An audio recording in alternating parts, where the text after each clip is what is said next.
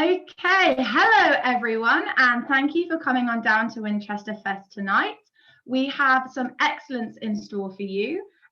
This is Articulating Arvon. So I was very lucky in March before quarantine, pre-quarantine times, back in the realms of time. I had the opportunity to go on an Arvon retreat in Devon. And while I was there, I met some amazing poets, and you are lucky enough to have three of them with you tonight. We have Milla Tebbs, we have Rachel Lewis, and we have Rachel Cleverly. And this is going to be sort of a Q&A and a poetry showcase to get to know them a bit better, to get to know the poet behind the words, and then to hear some of the words that make the poet. So without further ado, our first poet of the evening is the wonderful, the brilliant Rachel Cleverly. Not only does she write with the most beautiful social commentaries, she balances humour, she balances more serious things. She basically can write about anything. You give her anything and she'll write about it. She has a master's in creative writing. She's been published in Ache magazine, and I've no doubt that soon she's going to be publishing also her own collection. So can we please give a massive round of applause for Rachel Cleverly?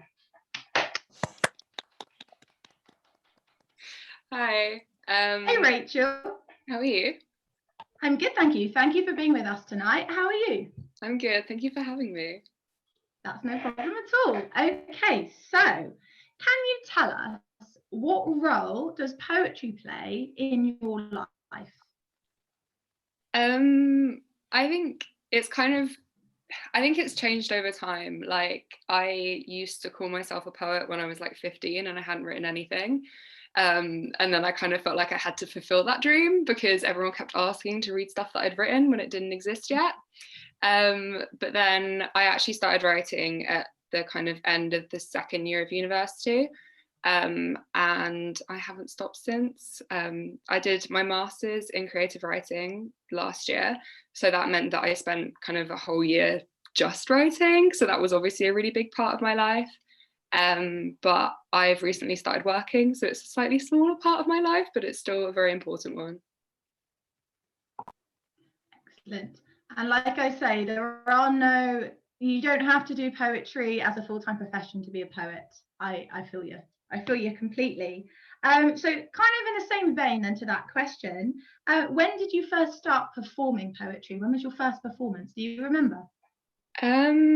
Yeah, so I did a kind of beginner's intro to poetry at Oval House Theatre, which is in Vauxhall in London. And that was like a week's long intensive like writing thing. And then we did a performance at the end of it. And it was really nice at the time because everyone there hadn't really done anything before. So everyone was at the same level and we were all really scared. And yeah, since then, I think I've done some bigger gigs and some smaller gigs. And I think I definitely prefer the smaller ones and the ones where you can kind of recognize people in the crowd rather than where you can't pick anyone out. Yeah. Okay. And so then, I'm guessing, was your first poetry performance quite a while ago? Do you remember how old you were, roundabouts? Yeah, I was 20, I think. So actually not that young, yeah. So between then and now, how would you say your relationship with poetry has changed since your first performance? I don't know. I think I go through phases of preferring page poetry and then phases of preferring performance poetry. And it's definitely something that shifts a lot and I can't really predict it. Like, there's points where I don't perform for like 6 months and I just kind of decide that I hate it and I don't want to do it ever again. But I'm still like, I'm always writing, but I'm just like, this is purely a page thing. Like, I don't even want to read my work in front of anyone ever. And then there's other points where I just feel like it's so nice to get kind of an immediate reaction from people and for people to tell you that they like your work or give you feedback. And I think that you don't get the same kind of raw reflection from people when they just kind of sit and read your work and then come back to you, or there's a lot more of a chance that they just kind of go like, oh yeah, I liked it. But like when you can actually hear people laugh or see their faces and things like that, it's a lot better to observe as a writer, I think. Brilliant, brilliant. Oh, some great answers. Honestly, I feel like I've put you on the spot. So thank you for giving us such, full answers. So I guess I should maybe talk about the Arvon retreat a little bit. I mean, it's where we all met. So what did you enjoy most about the Arvon retreat? I think that I'm definitely someone who, like, I am quite confident, but I think I tend to be more confident around people who aren't. And so I was initially quite scared to go on the Arvon retreat because I was like, oh, these are all going to be poets who know what they're doing and who love to perform and are like love drama and love to just like get on stage and like get into a different kind of character.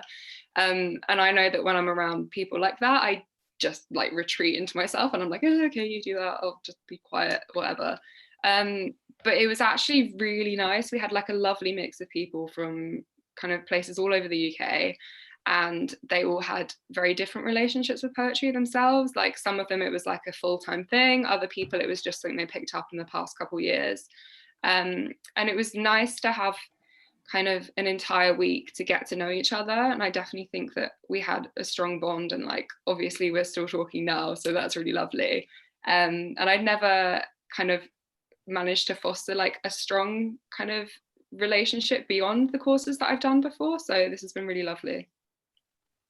Thank you. And I guess in a way it kind of prepared us for quarantine because we were all stuck in a house for a week without social media. So actually in a way, we were super prepared for when quarantine came about. So what else I would like to ask is, have you got any projects that you're currently working on? Anything that's in the mix? Yeah, so as you said in the intro, I've just been published in Ache magazine, so that's really exciting. That came out a few days ago. I don't have a copy yet, but I will. And then I am just beginning to start writing a new project that I actually talked about and kind of had the idea of at the Arvon retreat, which is very much in its beginning stages, but quarantine has some benefits, I would say. And so that's going to be a kind of collection about itching is the theme. Nice. And will we hear any? I'm hoping we're going to hear some poems about itching tonight. Yeah, you're going to hear a couple scratchy poems, I would say. Ooh, I can't wait. And so thank you for telling us about what projects you're working on currently. And finally, not so people can stalk you, but if they want to go actually, see your poetry in the flesh, whereabouts are you based? I'm based in London. Based in London. Okay, brilliant. Thank you. And if you're ready, would you like to take to the stage with some reading for us, if that's okay? Yeah, sure. Brilliant. So the first poem that I'm going to read is one that I know that the other Rachel on this call has had before, and it's called Love Bugs. I met Vicky on LinkedIn. 12 GCSEs and a D in Spanish. Founder, acting director, and exterminator at Bugs Be Gone. 3 people had endorsed her attention to detail. I would too, but the continuation of our relationship suggests her profile is stronger than her skill set. I first saw a bed bug the day I began moving my boyfriend's things in. He'd just started trying to leave me.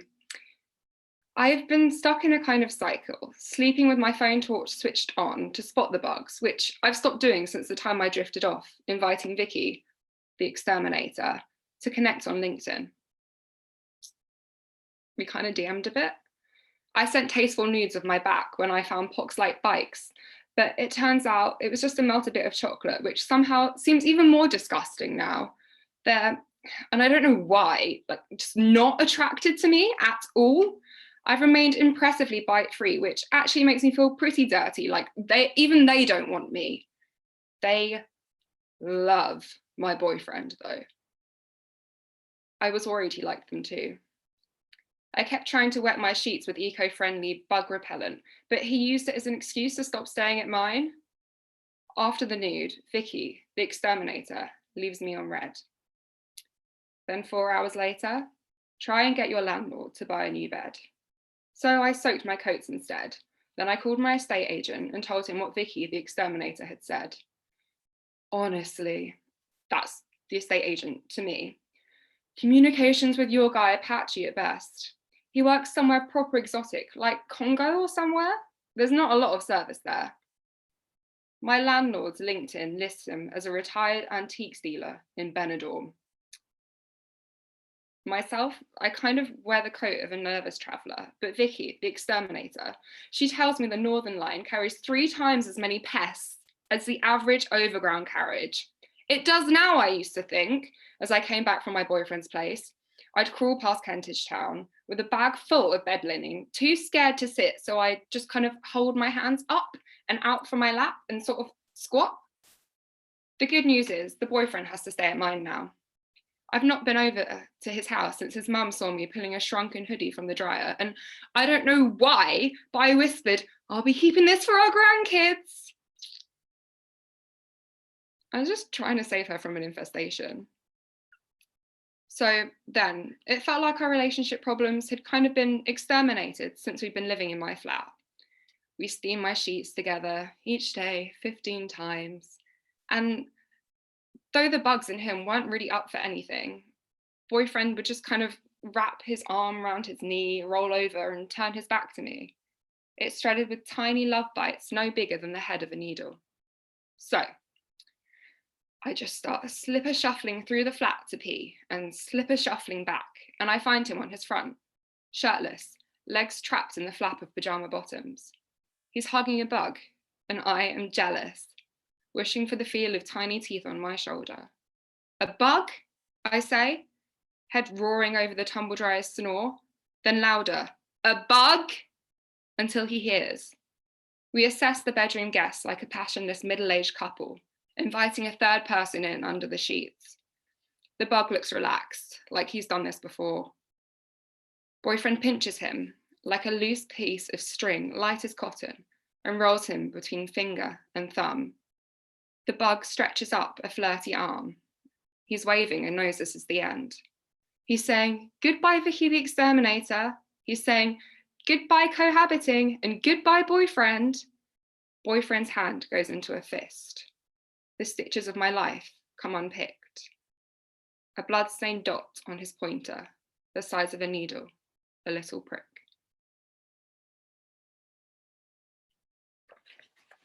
And that's the first one.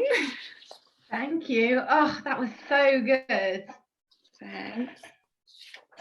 It's We'll really do a weird. massive clap for you. We'll do a massive clap for you at the end, okay? So it doesn't delay for our listeners. You won, yeah. Of course we it's won. It's really weird because I can see you all reacting above me, but then it's just like silence as you're like silent reaction. Yeah. You know. Okay, so the next one I'm gonna do is non-itchy. It's called Cream Cracker. The lights cracked dark across the street. Dad was the one who could fix a fuse. He wasn't home.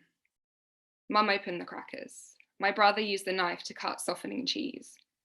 We should have gone to bed, but felt our way, one-handed, to the window, lined our party plates across the sill. The biscuits, like moons, spotted with lactose cubes of delicious cheddar, yellow against the dark. The power came back on. Dad had followed the crumbs.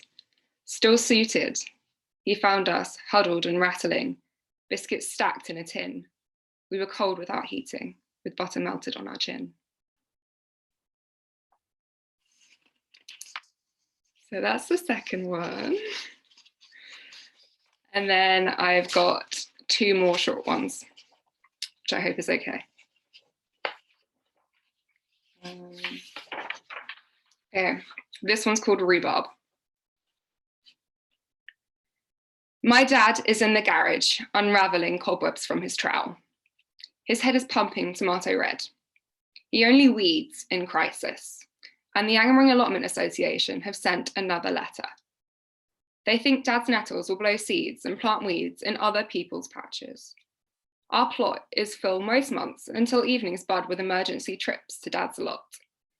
Laundry lines the back garden, the shopping list grows. My sister waits, rooted like a thorn for someone to pick her up from the playground. We eat crumble from a dirty tray, and I save spoons for when Dad needs help digging. When we're done, our back garden is overrun with weeds. The fridge is empty. I sharpen my tongue to tell Dad how I've eaten only leaves, but he hears rhubarb, rhubarb, rhubarb, and serves me the sting of nettle soup. That's the third one. And actually, strange coincidence is that that is actually based on my dad, who doesn't keep his allotment in good shape. And right now it's looking impeccable because you're allowed to go to the allotment in quarantine. That's the news for you. Yeah. Okay. And then the last one is called I Lost It Down the Back of the Sofa, but It's Okay because Mum Found It. And this is actually the poem that I wrote on the Arvon retreat, fittingly. Luke is 11, I am 8, Nat is 5, we don't have enough teaspoons.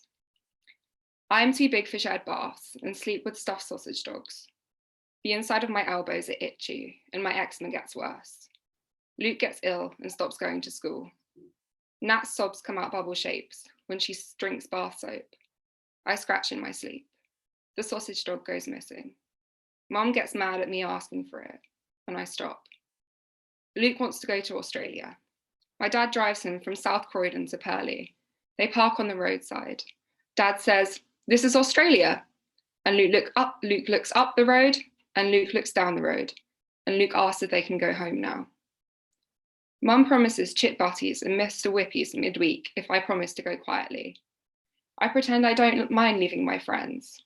I scratch my arm until it pops with bubbles of blood. Me and Natalie sit on the front step with 2 guinea pigs as men with brown boxes shift my things. They pick at my room like a scab. The pigs purr and twitch pee. I get up and I go indoors, and the living room is this way up but turned on its side. Mum is deflated and her skin is blistered without sleep. Though she's under the sofa pulling out a still sausage-shaped shadow. It's squashed patty flat, more burger than frankfurter. I take the dog by its back legs and beat her against my thigh to stretch and plump. "You're hurting her," says Mum, reaching for my blood clot fingernails. "She's a toy, Mum," I say, stuffing her into the boxes marked Rachel's room, Tetris into the van on the driveway. There you go.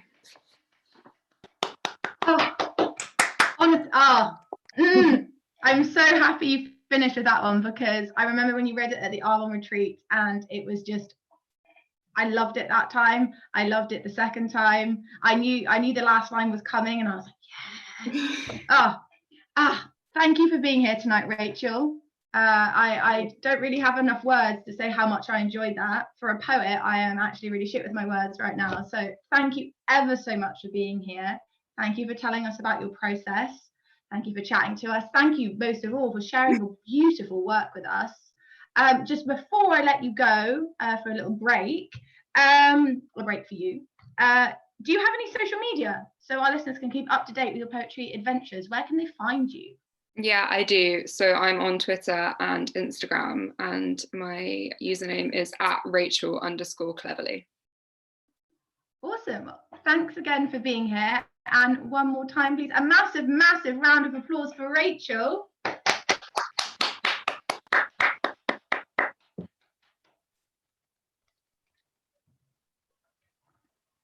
Okay. And the next artist we have to the stage up for some chats is the wonderful Milla Tebbs. So a little bit about Milla. Milla, well, in my opinion, and I'm sure in lots of other people's opinions too, the thing I love most about Milla's work is the way she captures effortlessly everyday life with really vivid imagery. Like, she reads me some of her poems. I've had the honor of being able to edit some of her poems because she asked me to. And it was a massive honor because I got to read just some of the most beautiful ways of talking about everyday life. And I really felt like I was in the poem.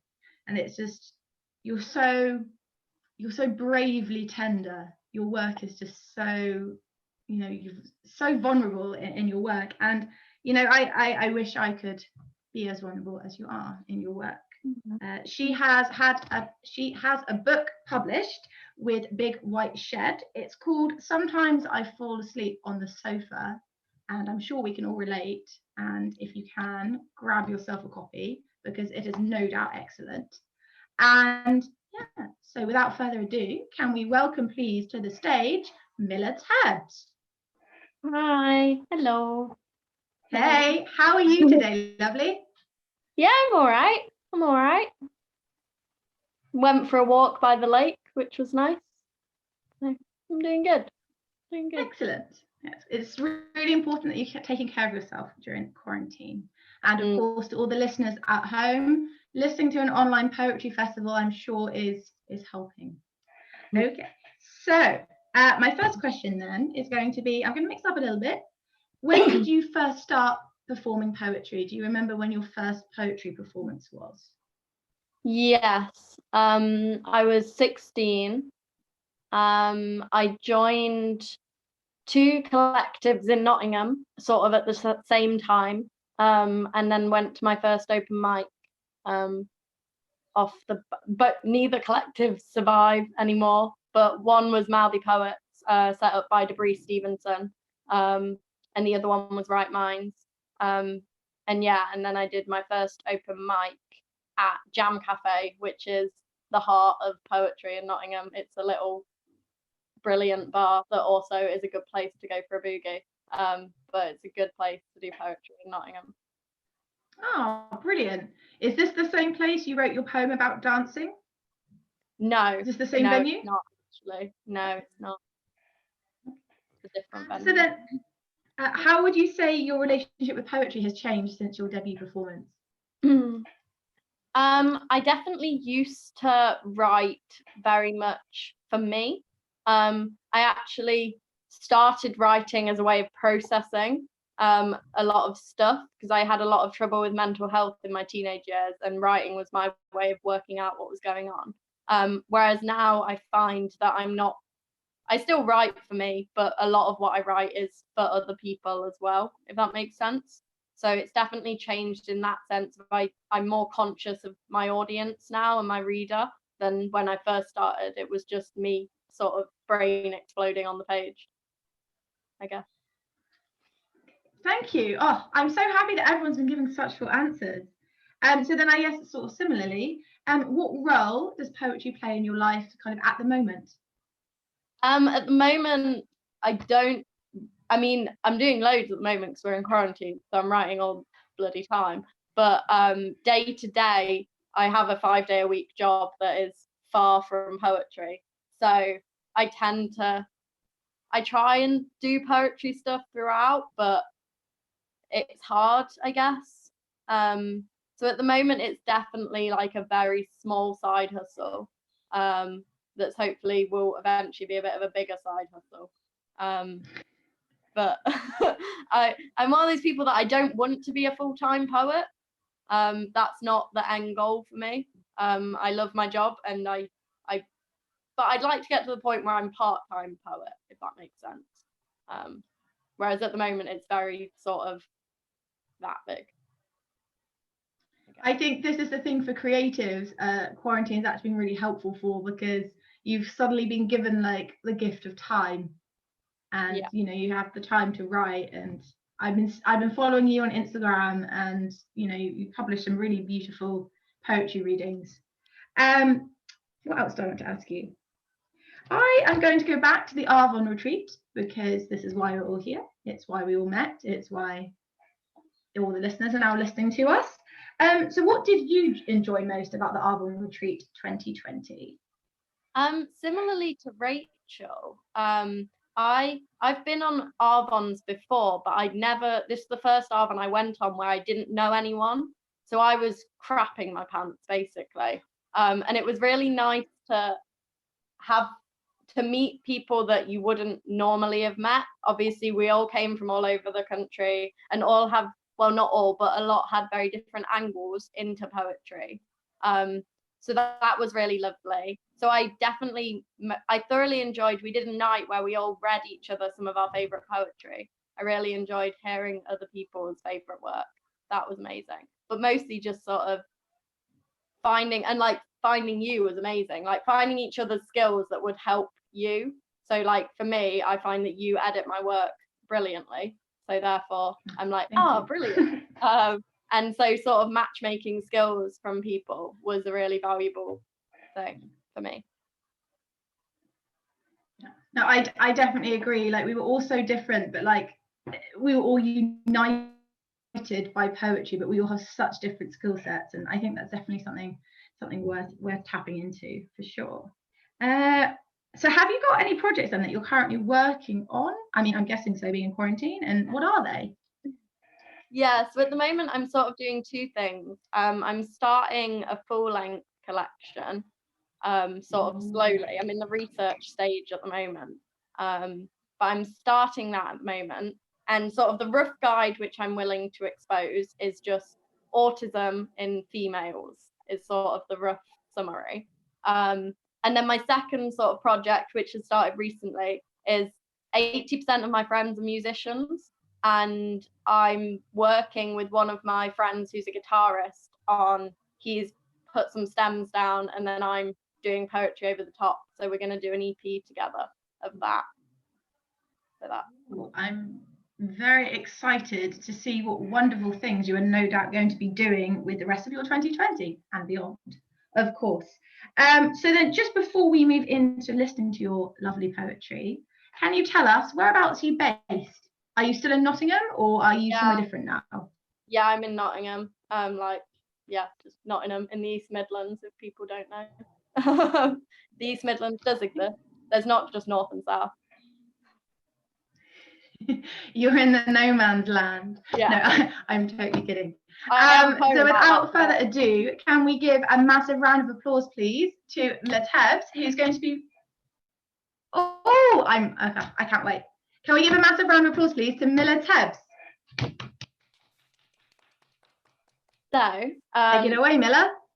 As you just mentioned that, I'm actually going to do a poem first, which is about my hometown. And it's a poem called Halfway Nowhere. I'm looking over here because that's where my laptop is. I'm not being rude.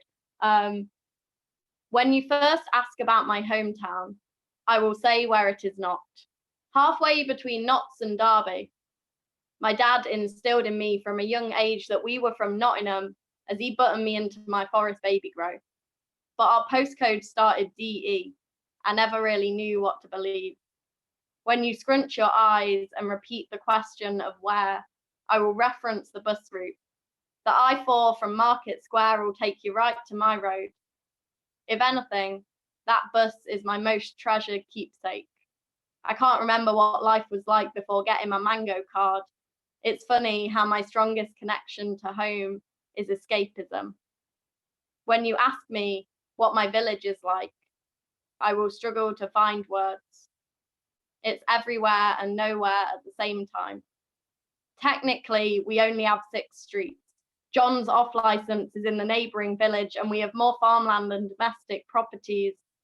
We are the in-between land. If you continue up my childhood street, you will find no man's lane. When you question if I miss it, my heart and mind will respond separately. I won't be going back.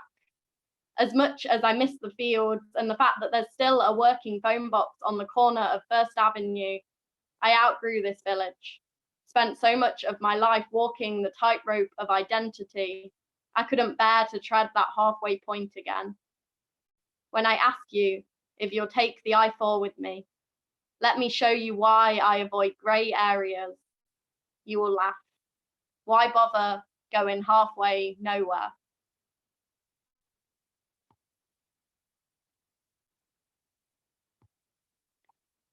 That's that one. Rachel's right, it's funny being able to see all your reactions. I've been writing a poem every day for the past, since January. And obviously at the moment it's National Poetry Writing Month. And ironically now I'm suddenly struggling. But I'm still doing a poem every day. So a lot of these are from that. I'm gonna jump into one which doesn't have a title yet. We sat in silence for longer than I was comfortable with. Your eyes focused in front. With no landscape to admire, you made do with letting them cross into blurred vision. One layer of boz-eyed, one layer of tears. To stop you having to see the sadness staring at you. I tried to comfort. attempt a hand on the thigh, an arm round the shoulder. Both were shrugged off. I produced a sad-looking satsuma from my bag, peeled it in one go, hoping to impress you didn't uncross your eyes. Another tear stained your jeans.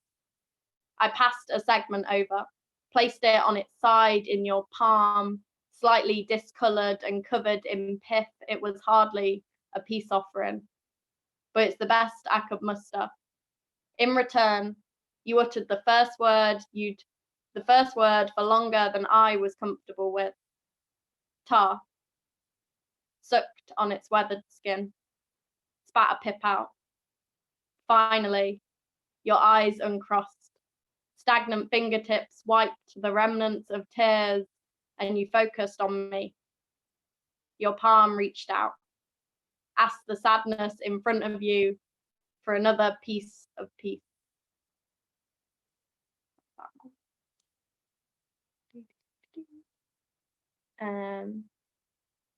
Yeah, a lot of these are ones that I've just been sort of scrambling throughout the past quarantine life. So they don't have titles yet. So bear with me. Yeah. Our sisters were friends, and we were both short. Primary school logic deemed it only natural a friendship was formed. But now it's withered, or rather splintered into promised catch-ups and liking each other's Instagram posts. Your cheeks aren't as round as they once were. And both our hair's seen its fair share of dyeing. My sister was your sister's bridesmaid last year, and I didn't get a wedding invite. You're tall now, well over 6 foot. I remain short, and wonder if you outgrew me before I did you. I don't know what I expected. You haven't known me for years. The last time we spoke daily was when my mind wasn't in one piece. But our lives keep meeting each other's. We reconnect fleetingly in moments of chaos, and I don't believe in fate. But I do believe something in this world wants us to know each other again. Wants our friendship repotted. I reached out with naive hope, channeled through WhatsApp, that maybe you hadn't outgrown me, that perhaps your mind had also tangled into submission to our spark. I got a 2-word response. You may be in a completely different conversation with our relationship. I was always the overthinker. To you, I could just be the past, the friend who your mum helped with maths homework. I wonder if we would still be close had I not moved schools in year 3. I fear we're not meant to be consistent in each other's lives. Our sisters are weaved so intrinsically together, yet we splintered before full grown. I've long since given up being a constant presence in your life, but I hope you don't just see me as a primary school pastime. Our friendship may be withered, but it is continuous. That's that one. Where should we skip to? Oh, let's do all of the sort of looking back nonsense together. Been looking back a lot at the moment. I've never been good at science. I got put in top set in year 7, thanks to my sister's STEM club legacy and friends who always helped me with my homework. As the years went on, I got demoted. And then demoted again. I could never light the Bunsen burner. No matter how many times I was shown I'd shake too much, didn't trust myself around naked flame and gas. So much gas. I've argued with every science teacher I've ever had. Mr. Hawkins would make me cry and not even wait for the tears to dry before another dig. When I had to take animal biology at college, my tutor did an intervention. Me and my science teacher sat on lab stools, worked out a plan to ensure I didn't run out of class. I still did. Used my veganism to get out of practicals. There's always been something about laboratories. My chest tightens the moment I step inside, legs shake like I'm back 14 again, 6 pills a day, long sleeves, always. I don't know what the trigger is. Science reminds me that I've never been good at it. And I know it's okay to be crap at some things, but I want to reference chemicals and DNA in my poetry. Yet I only learned that H2O was from water from a TV show about mermaids. That's that one. We'll go. Oh, I'm going to do one about Nottingham. They're all quite little.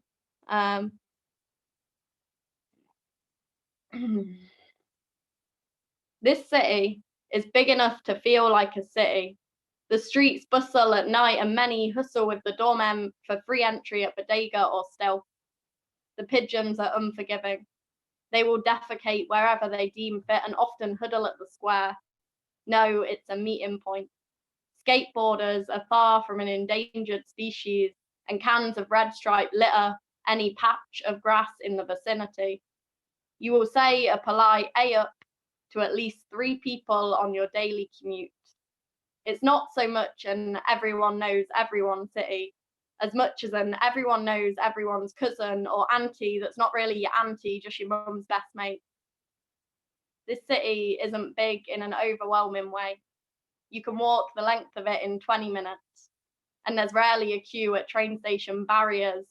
The streets are paved with comfort, and tales of the lace industry echo down Maid Marian Way. And then I'm just gonna do one more for you, which is, I've never prayed to a god. Much to my granny's despair, I would always mumble when she took me to church, when we visited, and my mum would go to afternoon tea with her school friends. I never paid attention, crossed my fingers behind my back if holy words were pulled from my vocal cords. Even on my darkest days, I never sought comfort in a higher power. Tune out of conversations when they turned to religion, having nothing to add. Part of me wishes I did believe, or had believed, or had some sort of remnants of faith. It's not that I think I'm above it, or too realistic to believe. I just struggle to trust things I haven't witnessed firsthand, haven't been shown a diagram, find the abstract unnerving. It was never forced on me. My parents wanted us to make up our own minds. There was never a Bible in our house. Not that I wish I'd been expected to believe in something, but sometimes I fear I missed out. I was conditioned into atheism with no force. And now, if I were to pray, I would feel like a fraud, or worse. I wouldn't know how to do it.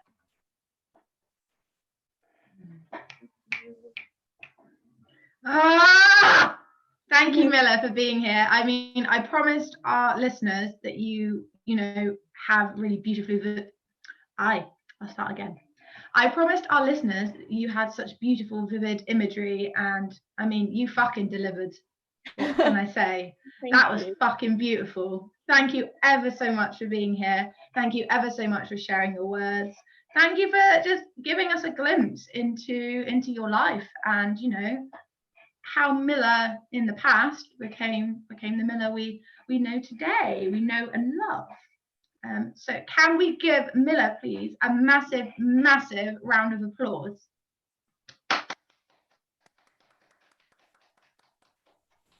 I know you can't hear us clapping at home, but I hope that you are clapping at home. So just before we finish, Milla, can you tell our listeners, do you have any, we know you have Instagram, but just so they know the exact, usernames, forgot the word then, usernames, do you have social media so our listeners can keep up to date with what you're up to?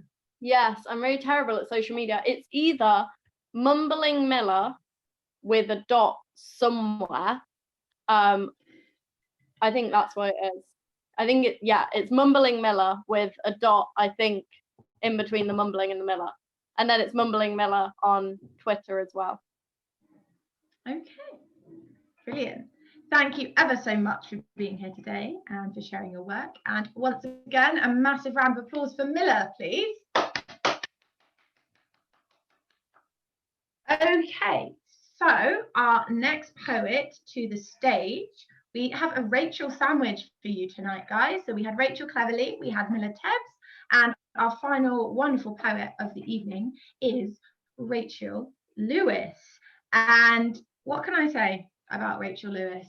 I mean, I met her at the Arvon retreat. I honestly don't think there is another person that could have collated an anthology of our work in such a short turnaround of time. I mean, she got everybody's work, she edited everything, she wrote a beautiful preface. I mean, there's no way I could have done that. So she astounds me. She's award-winning. She can talk about humorous things, she can talk about serious things, she can talk about anything and make it sound much more eloquent than I am being right now. She has a pamphlet published by Wordsmith HQ, if you have a chance to check it out. I believe it deals with sort of eating disorders and sort of mental health issues that go along with that. It's called 3 Degrees of Separation, and yeah, definitely go and check it out. I mean, not right now, of course, but afterwards, definitely go check it out. So I would like to welcome to the stage, please, Rachel Lewis, everybody. Take it away, Rachel. How are you today? Can you hear me? Yes, I can see you and I can hear you. Well, there we go. Oh, I can see myself chilling. Okay. You have the spotlight now. So can you introduction? So can you tell us, please, Rachel, what role does poetry play in your life? So I would say, I don't know, it kind of plays 2 roles. I think talking to what people have said before about it being something that you can turn to when you have something difficult to say and you need to work through things, and then also something that really brings you together with other people from different walks of life as well.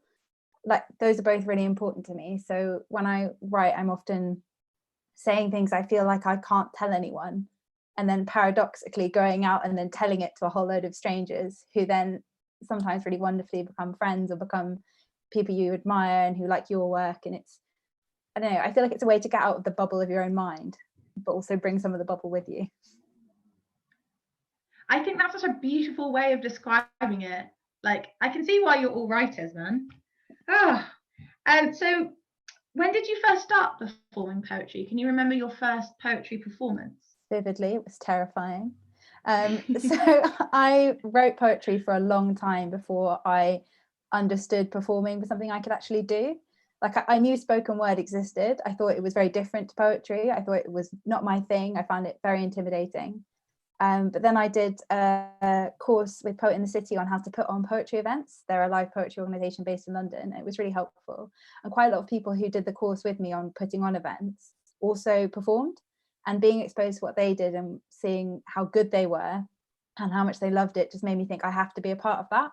So I went along to a random open mic night, and weirdly, I'd never seen this anywhere else. They had a really great poet there, Sarah Howe, and she gave feedback to everyone after the performance. So that was what happened. The very first time I performed, and then Sarah Howe was like, "That was nice, Rachel. You really could have done more with rhythm." And I was like, wow, that's terrifying. But I don't know, I've really grown to love it, I think. And it's just such a wonderful way of meeting people and sharing your work and hearing what other people have to say.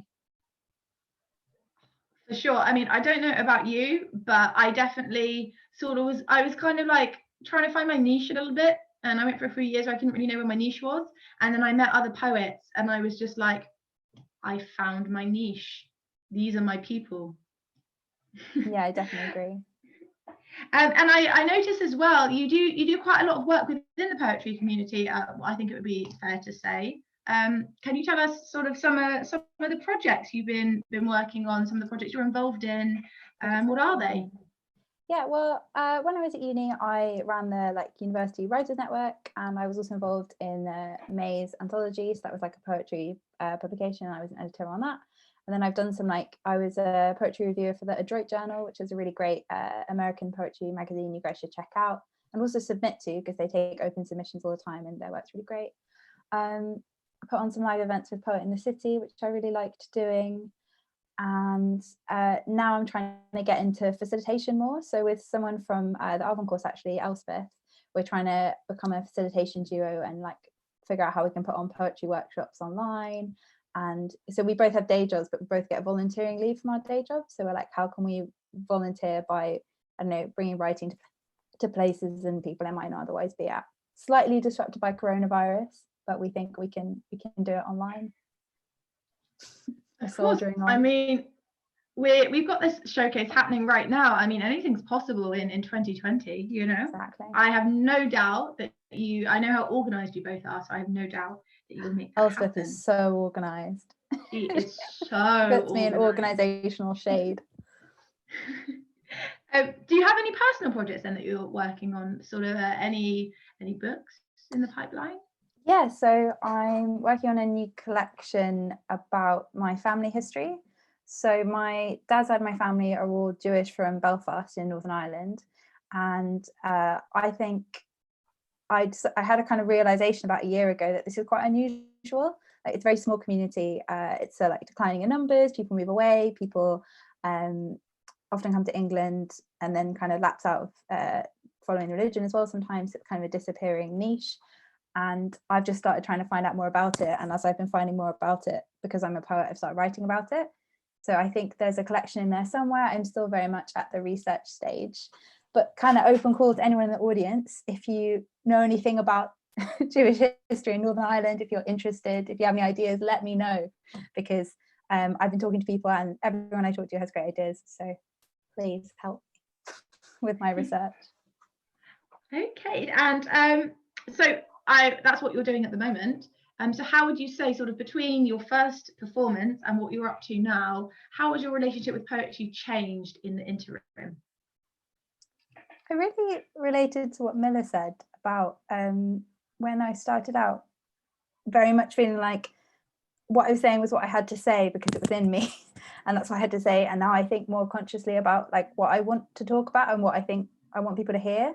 That you become more aware of your audience and kind of why you're doing what you're doing, and should it be in this form or in this way, and how can you approach it. And I feel like that has been it's been a slow process but an important process for me as a writer. It's been really interesting to kind of go from being like poetry is about me I guess, more to what can I say as a poet.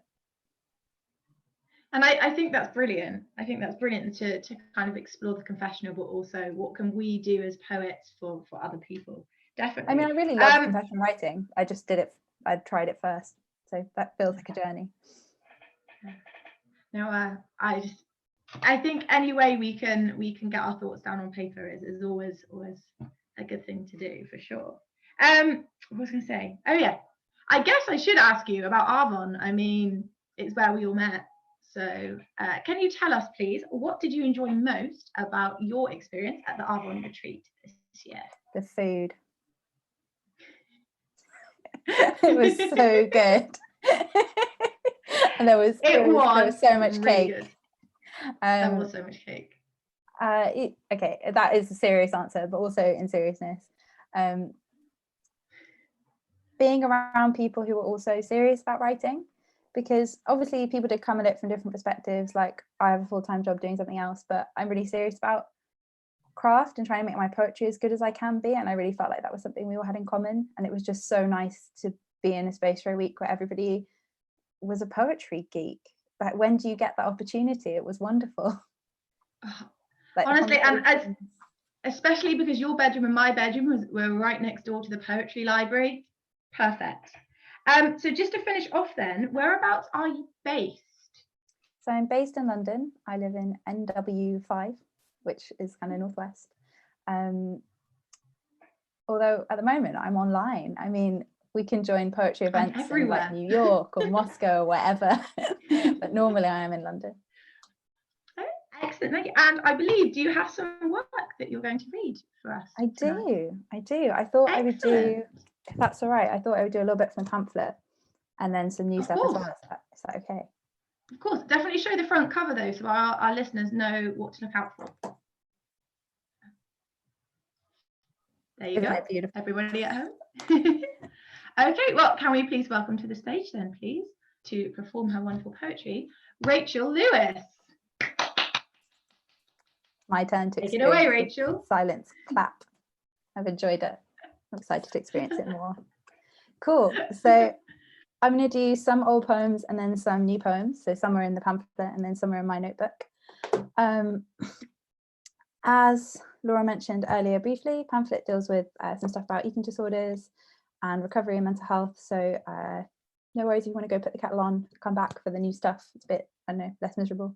But yeah, it was important for me to write the pamphlet because I wanted to explore my own experience talking about the confessional stuff before, but also thinking about mental health in the context of relationships, because I feel like the relationships I've had with people who have suffered from mental health issues that are often quite stigmatized, so like eating disorders, suicide, personality disorders, have been some of the best relationships in my life. And I think I wanted to celebrate the love that I have for those people, as well as I guess go into some of the difficult stuff. So that's what's in the pamphlet.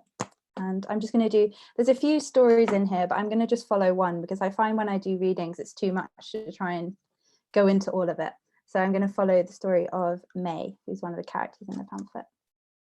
And the first poem is called May in the Tent.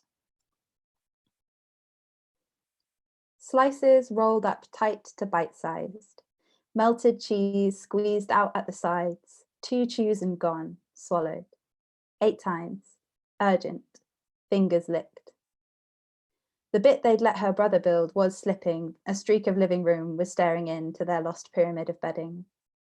Em retied it without thinking.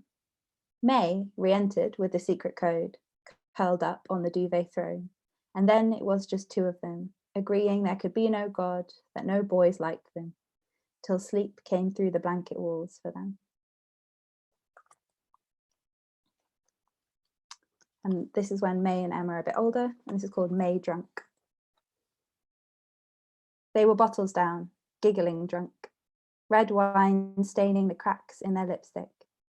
Empty streets were all around them, but they were strung by lamplight on one chain.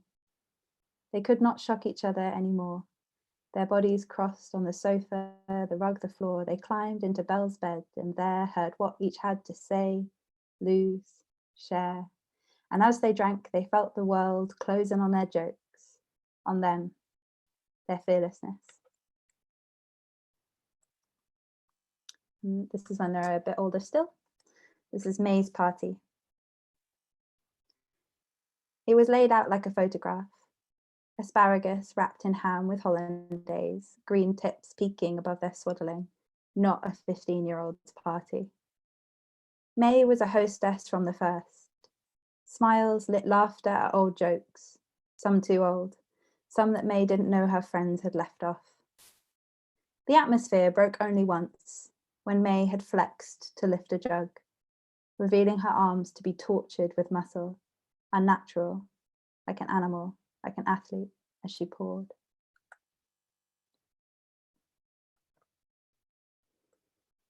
Where do we go next? We'll go May at Home, which is the next one. The hospital was beautiful, not what she'd thought. From a creaking public service on its knees. It was white-fronted, almost stately, with unrolling gardens, and May had been living there longest. She showed Em all the cushions she had made, and how all the bedroom doors had windows.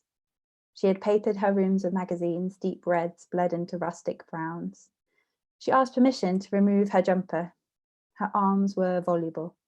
They mouthed verses of scarred, raw, stripped back skin. Madness hovered between May and Em.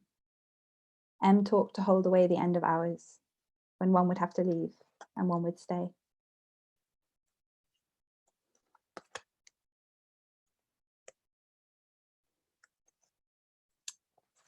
May gone. Missing. Missing woman, missing girl, missing.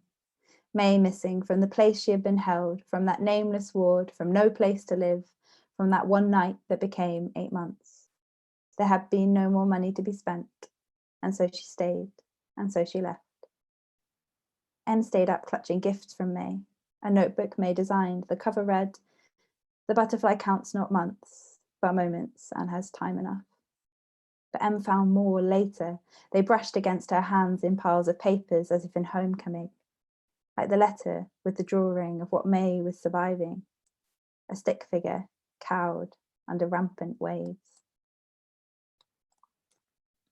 And do 2 more from this one to kind of finish the story. May returned, held in the waiting room, facing, has someone died? Restoring hope, and a leaflet for death for known, for grief, and a stock photo flower for each. The coffin frightened Em. What if it moved? If death came out? Then Joe said it looked like a laundry basket, and then they were laughing, bursting the miserable funeral home with it, remembering, crying, laughing again. Em's bus home was impossible. Life without May breathed on and on through their unfolding city. Em and her brother. The sea unrolled itself towards the sky. The waves rushed in from forever away, left seaweed at their feet to dry, retreated, hushing what they had to say. Em held out a knot for him to try, and he, a man so suddenly that day, untied it for her, understanding why. Nothing more you could do anyway. Their mum stepped on a jellyfish and hopped off, clutching at her toes, while seagulls wheeled and laughed with them, at this madwoman, screeching as she goes. Okay, so hopefully that gives you a bit of an idea of the pamphlet. If you're interested in it, it's available through my Instagram, on Amazon, and through Wordsmith's website, that's the publisher. And for every copy I sell during lockdown, I'm going to make a donation of £10 to Beat. Beat are an eating disorder helpline, and it's been a really difficult time for people with eating disorders. The whole lockdown thing is like, I don't know, a whirlwind of everything terrible. And I feel very grateful to be this far in my recovery, and I think it's important to support them in this time. So yeah, that's my plug. That's my plug bit, which Laura knew I was going to do. So I have sanctioned to plug, and I've done it now. Cool. I've still got a bit of time, which is very generous. So I'm going to do a couple of new poems, which are a bit more upbeat. And if you don't like them, let me know, because they're still drafts, so I can still fix them. So if we get lots of negative comments, I will take that as, feedback. Cool. So as I said, new poems are kind of focusing on my family history, which is Jewish Northern Ireland. So as most people know, Northern Ireland in recent years has been famous for conflict between Protestants and Catholics, called the Troubles. And people aren't really aware a lot of the time that there is a kind of third community, or even a fourth community. There are Muslims in Northern Ireland, there are Jews in Northern Ireland, and it brings up a lot of interesting tensions that I've been finding out more about through my research. And this poem is called My Father's Father Crossing the Irish Border During the Second World War. And the only context you really need for it is to know that in the Second World War, Northern Ireland fought with the United Kingdom, so was in the war, and the Republic of Ireland remained neutral. So crossing from one to the other was like crossing from a country at war to a neutral country. Cool, that's it, history lesson over. Enjoy the poem. Fear throbbing in his airways, actually flinching at first footstep from his front door. My father's father hurries down to meet the car, idling at the corner of Crumlin Road, spotlit by a blinkered streetlight. He slams the car door shut and they're off, through Craigavon, Portadown, Armagh, all eyeless in the blackout, as they fly round lane bends, knowing no cars will be out. Red intentions overhead advance, bellies full of unbirthed shrapnel drag themselves through the night. But the little car skitters out of range. As they cross over the border, thread fields fading into murk, misting into silver, nothing. One night, they'd driven halfway to Dublin, and then, overcome with terrified laughter, turned right back around and were home before one. One night, they'd made it to Dundalk and been chased out of a pub when they tried to pay with sterling. Tonight, they're prepared. stack of Irish pounds, best shirts, egos brushed, shoes polished, dances practiced in the hallway mirror while the family were out. They're ready to meet Irish girls who everyone says are easy, would be the word boys would use today. The car has no radio. They sing anyway and yell when the car crests a hill, and the aureate lights in Monaghan give them a fearless wink. And they park on the high street and listen for the sounds of a good time, find it giggling, dancing, shouting, eating, drinking, and themselves petrified against a wall, watching older boys dance with girls like it's the easiest thing in the world. They drink, the edges of their fears blur, the party warms their backs, and when the singer finally drops down to order drinks, my father's father steps right in to pay, one elbow on the bar, one arm around her waist like he had always been there, till she shrieks with laughter, runs to her friends, burning with cheap beer, embarrassment, glued till the spot, till the barman closes up, and they stumble to the car, arguing who's least drunk and therefore has to navigate the bumbling re-entry into Belfast. The morning rolls up to meet them, like a badger in a bowler hat. They tip my father's father out into reality. He inches the front door open to find his father, or my father's father's father, slippered in righteousness, hands folded round a cup of coffee made with powdered milk, and the blackout blinds still drawn, and the headline something about Germany again. And his father looks at him squarely, his face extremely still, as if appraising. And he asks him whose side he is on in this war, and if he thinks it is all a good joke. Cool. Do I have time for one more quick one? Is that okay? Yeah, sure. Knock us out. Cool. All right, last one. And I can't say it's cheerful, but Lauren didn't bring me in for cheerful. She knows it is. She knows what's up. It's called The Tale of Patrick Fitzpatrick, who was killed by a car bomb as he walked to music school sometime after 1968. Patrick Fitzpatrick disappeared in a cloud of smoke and was totally incinerated, nothing left. Or only half bombed, but the teacher screamed like a banshee a split second before it happened, and all the boys turned to look at her instead, so none of them saw his other half. Or he dropped dead just 3 boys behind my father's brother in the crocodile of children on their way to music school, and my father's mother cried for a week that it could have been her son. Or he was stood right behind my father's brother, and my father's mother could never bear to speak of it at all. But Patrick Fitzpatrick was every time always the only boy in music school who'd fight any boy or girl who used the Virgin's name in vain. And his brother was probably an IRA man, and his father was almost certainly an IRA man, and his sister was once seen leaving the house late one night with a large suitcase and climbing into the back seat of a blue car with a well-suspected yet still well-respected banker sympathiser of the IRA, and then never seen again, my father's sister told me. Only the once though. Nobody liked to talk about it. That was everything I had today. Thank you. A minute to spare. Thank you for being here tonight, Rachel. If no one's ever told you before, and I doubt they haven't, you are a born storyteller. The way you just managed to incorporate the history with the words and just some beautiful, beautiful poetry. And this is not something like my mum will tell you, like I am not quiet very often, and your poems leave me speechless. They just, yeah. That's all I can say. They're so good. You made Laura shut up. What else do I need to way say? too kind, but it's been so nice being here and hearing everyone. I feel very lovely to be in such company. So before we give you our massive round of applause, do you have social media handles so that our listeners can, follow you in the interwebs? Interwebs. I only have Instagram, so if you don't have Instagram, sorry, but it's at Rachel Lewis Poet. Okay, and are there any full stops in there, or it's all one word? Well, there are some underscores, but I think if you just look Rachel Lewis Poet, it comes up. Brilliant. Well, can we just say give a massive round of applause and a massive thank you to Rachel. Thank you for being here tonight.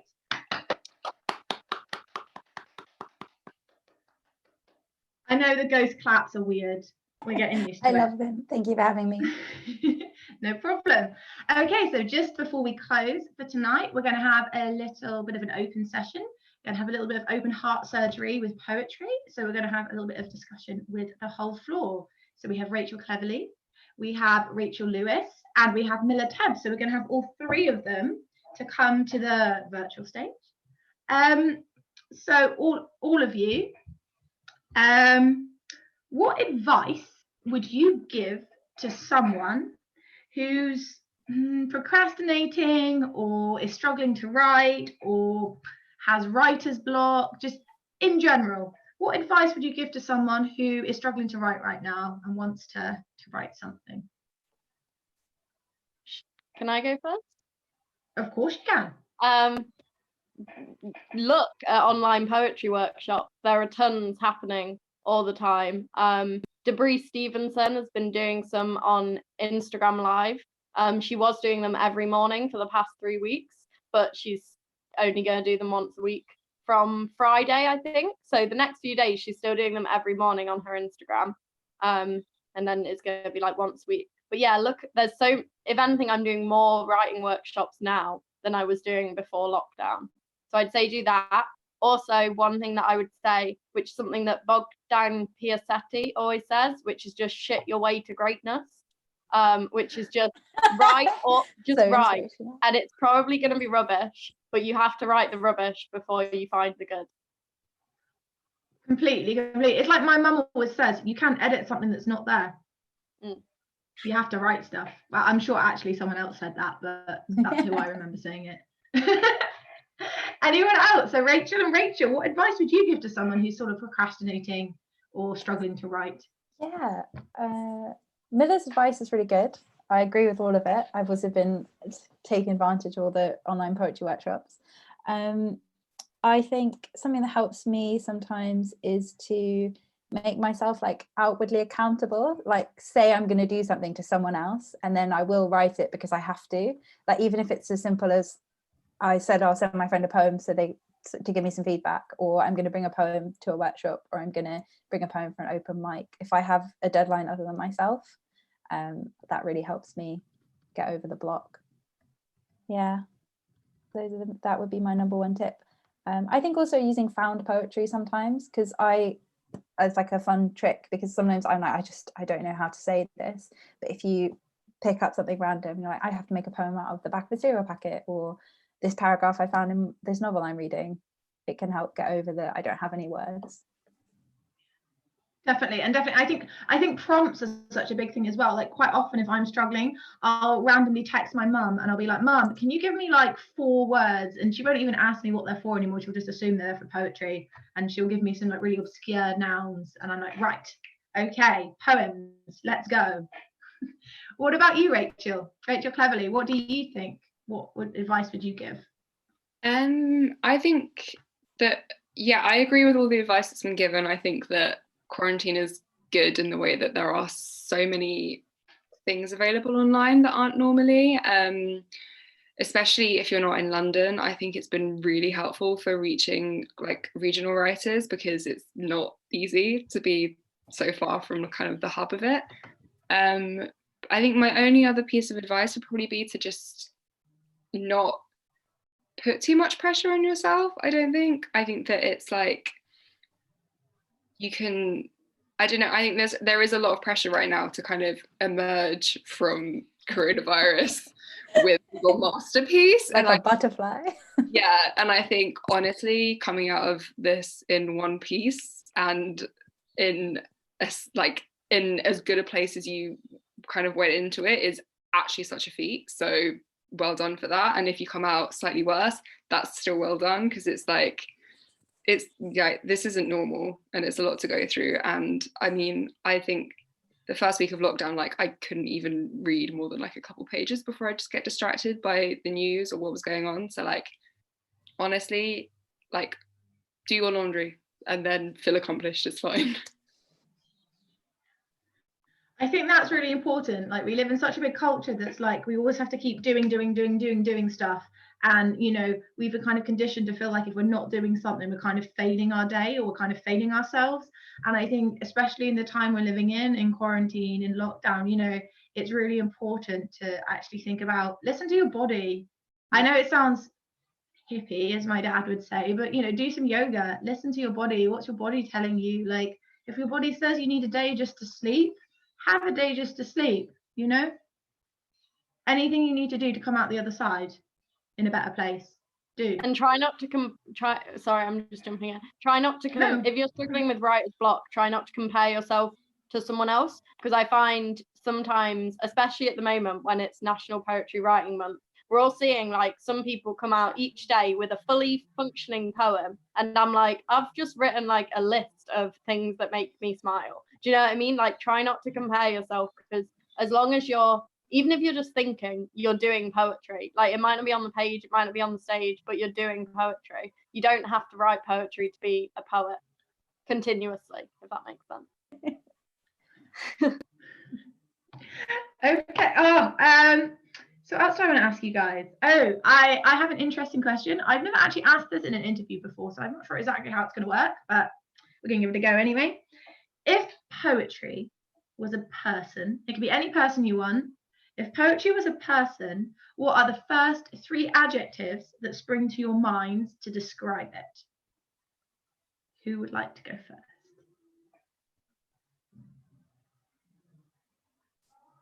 Shall I go? Because no one wants to go. Yeah, I feel like at school. What do you like? Does anyone know the person answer? that goes first. Woo, Milla. I'd say, I mean, the first word that sprung to mind was mundane, because I think a lot of my personal favourite poetry is finding the beauty within the mundane. And then following on from that, I would say beautiful, I guess, is more the adjective. And then chaotic. I find a lot of poetry is chaotic. And if a piece feels too, in my personal opinion, if I want to enjoy a poem, if it feels too sort of cut out on the wall in a frame, picture perfect, it unsettles me and it draws me away from it. It sort of becomes a bit elitist and not as inviting. So chaotic would be one of my words. What about you, Rachel? It is so deep. Mine feels silly now. My first one was sexy. I think poetry is sexy. I want to know more about it. Like, it draws me in. My other ones were brave, and my other one was capricious, because I feel like, as somebody who's tries to write poetry, sometimes it feels like it's your friend and it's going with you, and other times it feels like, no, I don't want to play with you today, and you don't know why. I did actually, for the course that I met Rachel on, I wrote a whole poem about like having a romantic relationship with poetry. So I feel like that just came out again in what I just said. I want to read that poem. Yeah, hit us up, please. What about you, Rachel Cleverly? What do you think? What do you think about 3 adjectives to describe poetry, in your opinion?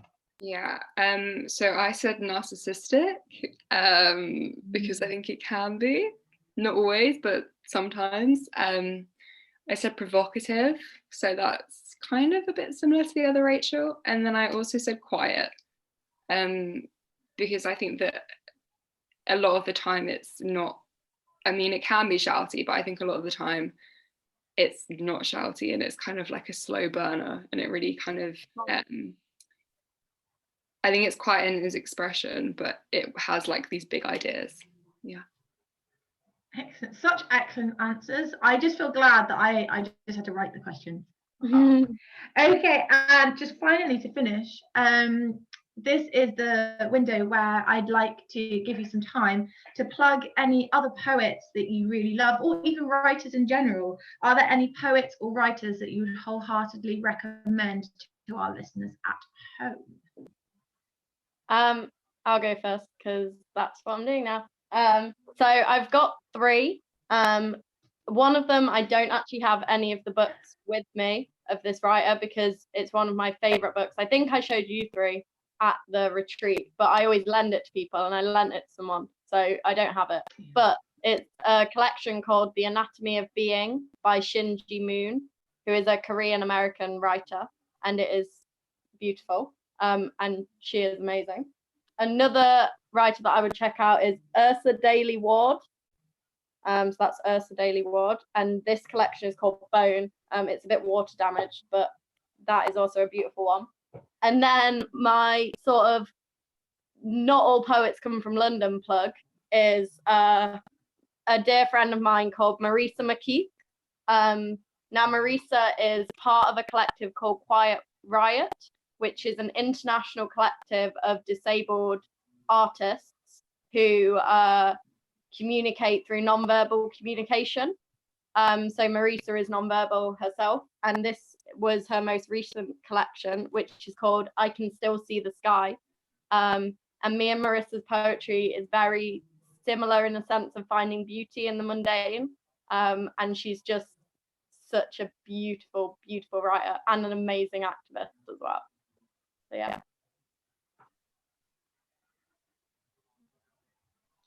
Thank you, Milla. So Rachel Cleverly, are there any poets or writers that you would wholeheartedly recommend? Yeah, so I think that I didn't want to go for just like my favorites, because I think you get tired recommending the same people, and I thought that I would try and go for something that can actually help people right now. So the first poet that I want to recommend is Cecilia Knapp.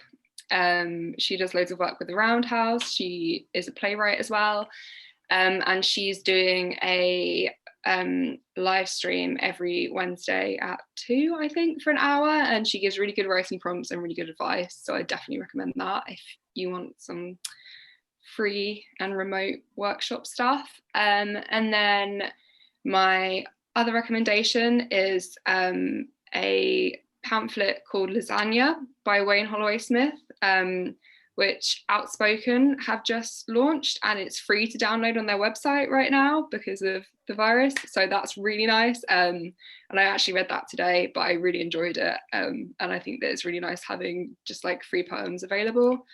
And then my final thing is more advice, and that is just that loads of places are making all of their content available online, and that's a really great opportunity for people who have kind of financial barriers and also like geographical barriers, and so I would just say try your best to really enjoy that while you can, especially if you feel like that would help you feel like you like are doing something productive.